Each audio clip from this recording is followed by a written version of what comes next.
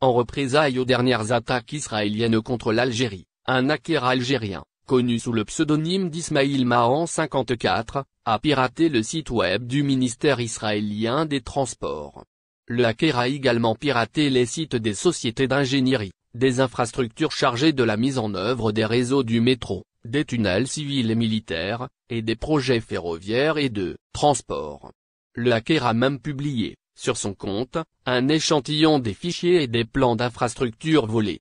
Par ailleurs, le hacker algérien a piraté le compte d'Edi Cohen, journaliste et pseudo-chercheur israélien connu pour son hostilité à l'Algérie et son parti pris du côté marocain. Sur sa page, le hacker algérien a publié des informations précises sur Cohen, à commencer par sa localisation très précise au cœur de Tel Aviv, en plus de ses numéros de téléphone privés. Ce qui prouve qu'Israël est loin de disposer du meilleur pare-feu.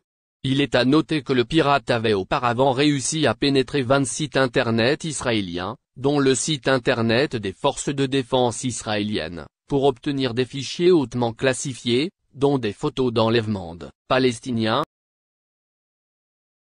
La nouvelle concernant le don de Zinedine Zidane de 2 millions d'euros à l'Algérie ne serait autre qu'une rumeur. C'est bien tristement qu'on apprend que cette histoire de don dont aurait fait Zinedine Zidane à l'Algérie n'aurait rien de vrai.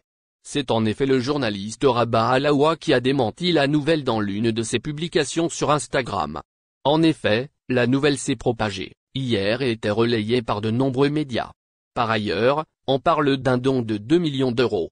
Une initiative réalisée via sa fondation, pour aider dans la lutte contre le coronavirus et les incendies.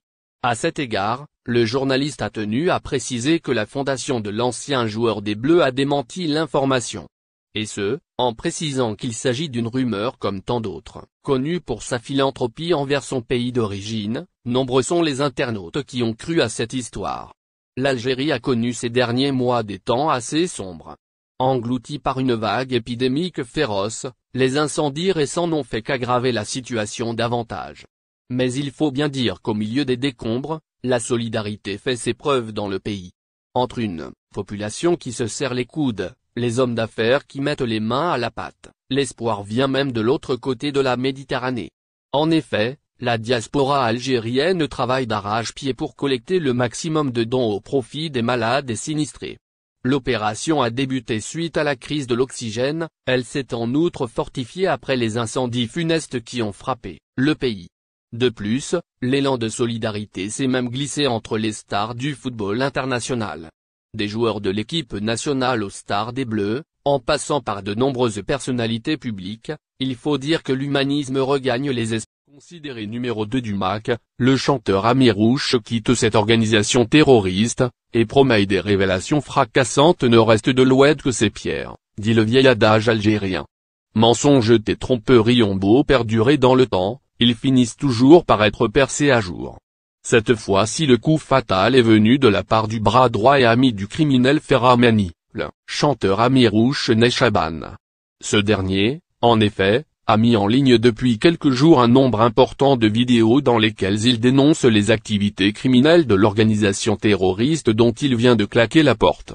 Tout porte à croire que l'abject assassinat de Jamel Ben Smaïl, ainsi que la destruction de surfaces considérables de la Kabylie, a fini par avoir raison des ultimes scrupules de cet admirateur du rebelle Matou Bloun.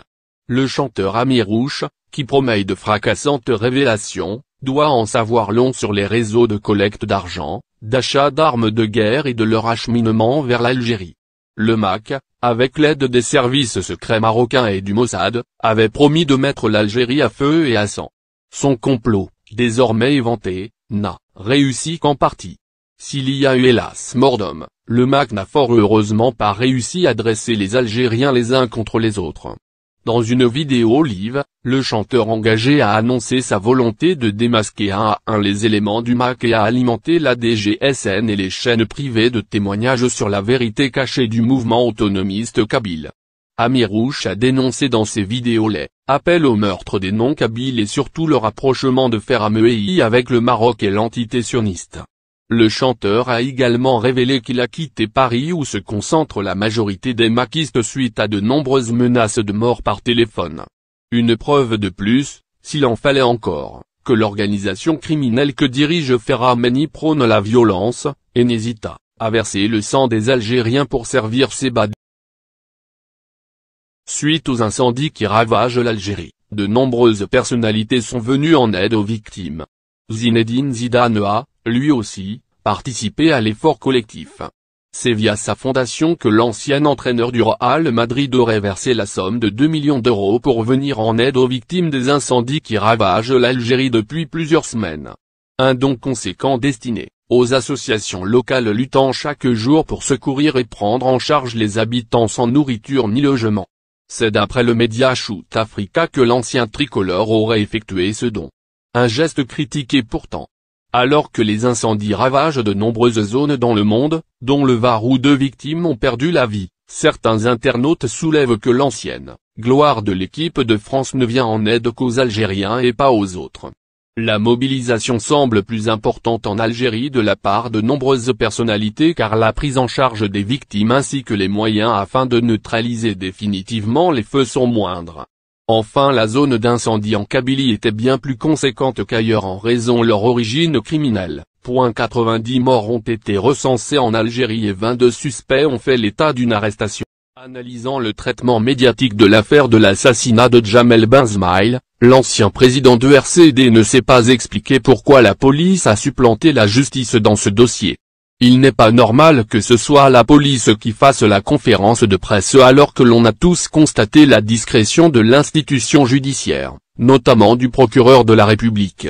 La police est là, pour enquêter, investiguer, fournir les éléments de ses recherches à la justice qui doit instruire un dossier, a-t-il soutenu, avant de poursuivre, nous sommes dans une situation rigoureusement inverse de ce qui prévaut dans un état de droit.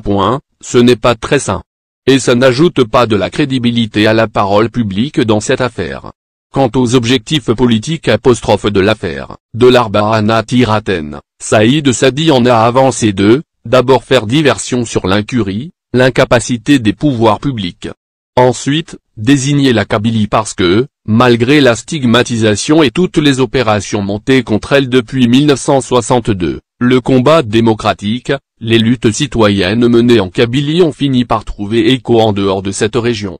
Or, s'il y a une chose sûre, laquelle le système algérien n'admettra jamais la moindre évolution, c'est de déclarer l'organisation de la cité autour de la citoyenneté, a analysé Saïd Sadi, estimant que cette solidarité qui s'est manifestée dans les populations à l'endroit de la Kabylie, a probablement précipité une manipulation de plus contre cette région pour faire diversion sur l'incapacité des pouvoirs publics sur une tragédie.